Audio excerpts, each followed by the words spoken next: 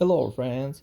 Unlike the power steering, electric power steering is more advanced system, which however has a drawback. Since there are favor of them than those of the power steering, let's first talk about them.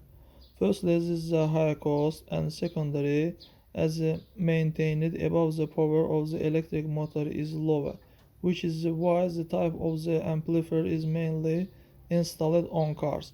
However, every year the decision of electric power steering is improved. The advantage of electric power steering include firstly the simplicity of the design and as a result maintains. The electric booster does not have fail fluids, hoses, a pump that needs periodic inspection and maintenance. The only things to watch out for the condition of the rolling bearing.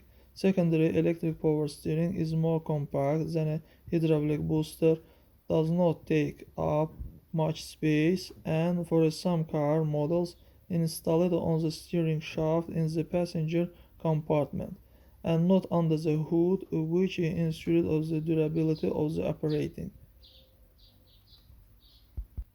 Thirdly, the electric booster helps save fuel since its motor, unlike the hydraulic booster pump, starts working only when the steering wheel is turned, and besides it does not take power from the engine. Fourthly, through the Echo you can configure the operating modes of the electric amplifiers depending on the condition in the which machine is operated. For the fifth, the electric on power steering wheel can be kept in the extreme position as much necessary.